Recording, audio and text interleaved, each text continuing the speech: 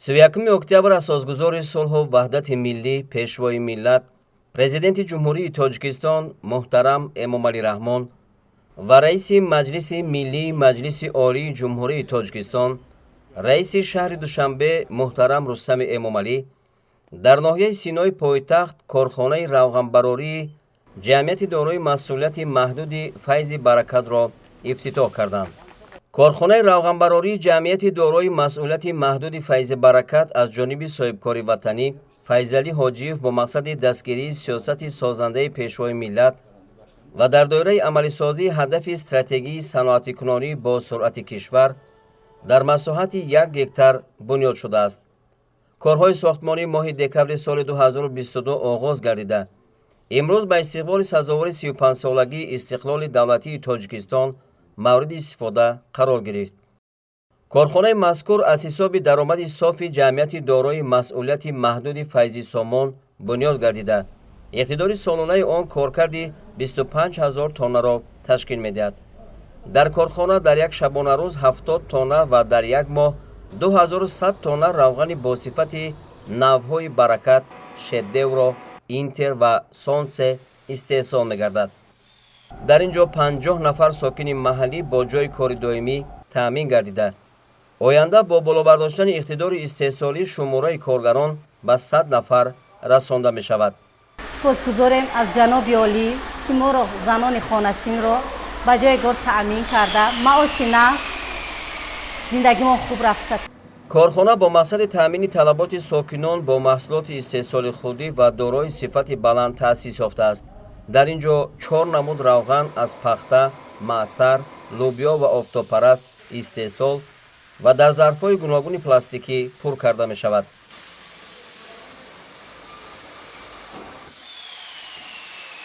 коргарони корхона маҳсулоти худро қариб ба сокинони тамоми минтақаҳои кишвар бо нархи дастрас ва нисбат ба бозор арзон пешкаш мекунанд. имрӯз бо ташаббуси пешвои муаззами миллат муҳтарам Эмомалӣ Раҳмон ин корхонаи мо ба истифода дода шуд. имрӯз корхонаи мо бо беҳтарин таҷҳизотҳо муҷаҳҳаз гардонида шуда коргарони мо бо хӯроки гарм таъминанд. мо дар оянда мехоҳем ки беҳтарин сифатҳои равғанро ба муштариён пешниҳод кунем. самти фаъолияти корхонаи Файзи Баракат ба истеҳсоли равғанҳои растанӣ ва зарфҳои пластикӣ нигаронда шудааст. маҳсулоти корхона ивазкунандаи воридот буда оянда ба содирот равона карда мешавад. барои истеҳсоли равғани растанӣ аз ҷумҳурии мардумии Чин, Ҷопон, Полша ва дигар давлатҳо технологияи муосир оварда ва васлу насб карда шудааст. дар ҷамъияти дорои масъулияти маҳдуди Файзи Баракат раванди истеҳсолот асосан аз чанд марҳила ба монанди ҷабиши сард, софкунӣ, безараргардонӣ, ширинкунӣ ва бандубасти зарфҳои гуногунҳаҷмӣ аз 1 то 20 литраро дар бар мегирад. маҳсулоти тавлидшуда аз лиҳози сифат ба стандартҳои ҷаҳонӣ ҷавобгӯ мебошад. ҷиҳати беҳтар намудани сифат ва мониторинги ҳаррӯзаи он дар дохили корхона озмоишгоҳи замонавӣ низ фаъолият дорад ки мутахассисони варзидаи соҳа бо истифода аз дастгоҳу таҷҳизоти муосир ба мутобиқат ва бехатарии маҳсулот ҳамарӯза баҳои воқеъ медиҳанд. дар озмоишгоҳ ҳамаи равғанҳоро ки истеҳсол карда мешаванд аз рӯи нишондодҳои сифат ва бехатарӣ аз санҷиш мегузаронанд. равғанҳое ки дар истеҳсолот истеҳсол карда мешаванд аз рӯи нишондодҳои сифат ва бехатарӣ мутобиқи стандартҳои байнидавлатӣ аз рӯи нишондодҳои сифат ва бехатарӣ аз санҷиш гузаронида мешаванд. дар равғанҳои рафинатсия нашуда асосан нишондодҳои органолептикӣ, намуди зоҳирӣ, туршнокӣ, намнокӣ, лерд яъне ки таҳшинӣ ва фосфатидҳо аз санҷиш гузаронида мешаванд. дар равғанҳои рафинатсияшуда низ нишондодҳои органолептикӣ, бӯи мазза, намуди зоҳирӣ, шаффофият, намнокӣ, туршнокӣ, собуннокӣ ва дигар намуди санҷишҳо гузаронида мешаванд. зимни шиносоӣ бо раванди истеҳсолот пешвои миллат муҳтарам Эмомалӣ Раҳмон ба масъулони корхона барои афзун намудани ҳаҷми маҳсулот, таъсиси ҷойҳои нави корӣ ва таъмини бозори дохилӣ бо равғани растанӣ ки бештар аз хориҷи кишвар ворид карда мешавад маслиҳатҳои муфид доданд. бояд гуфт ки бо таъсиси чунин корхонаҳо имконияти қонеъ намудани талаботи аҳолӣ бо равғани растанӣ мавҷуд аст ва соҳибкорон метавонанд бо истифода аз имтиёзҳои пешбиникардаи ҳукумати мамлакат хатҳои нави технологиро ворид намуда истеҳсоли ватаниро тақвият бахшанд. роҳбарияти корхонаи истеҳсоли равған ӯҳдадор шуданд ки дар оянда иқтидори истеҳсолиро афзун намуда дар амалӣ гаштани ҳадафи чоруми миллии саноатикунонӣ бо суръати кишвар саҳми арзанда гузоранд. ин корхонаи мо ки бо ташаббуси асосгузори сулҳу ваҳдат пешвои миллат муҳтарам ҷаноби олӣ ифтитоҳ шуд имрӯз.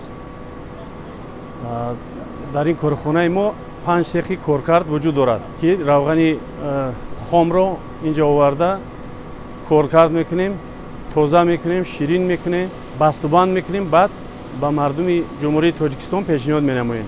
дар ин корхонаи мо зиёда аз 50 ҷойи корӣ ташкил карда шудааст ки аксарияташон занону бонувон ҳастанд. оянда мо нақшаҳо дорем ки сифати равғани худро хуб намуда ба берун аз ҷумҳурии Тоҷикистон содирот намоем. дар корхонаи истеҳсоли равғани ҷамъияти дорои масъулияти маҳдуди файзи баракат президенти мамлакат муҳтарам Эмомалӣ Раҳмон бо намунаи молу маҳсулоти корхона шинос шуданд.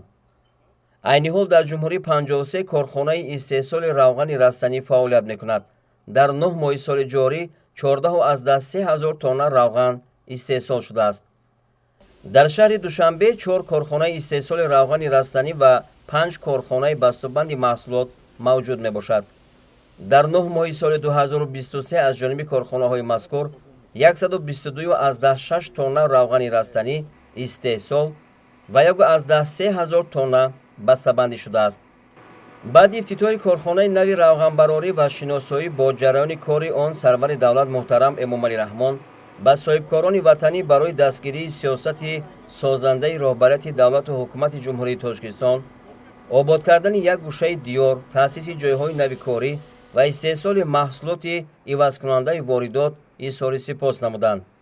дар арафаи ифтитоҳи корхона директори ҷамъияти дорои масъулияти маҳдуди файзи баракат Давлаталӣ Ҷурабеков ва роҳбари ширкати чинии Синзян Madina International Logistic Group Co Limited Кунугулӣ Махачи барои содироти равғани корхона ба ҷумҳурии мардумии Чин ба маблағи $5 миллион амрикоӣ созишномаи ҳамкорӣ ба имзо расонданд. Мы 25 лет работаем с Таджикистаном. У нас компания, международная логистическая компания и еще торговля. Мы уже сколько лет работаем экспорт Китай, Таджикистана. В прошлом году начали мы работать с Таджикистана импорт Китая таджикских товаров.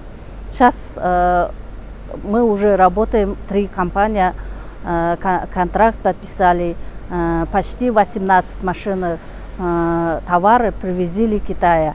Уже продаем на базаре.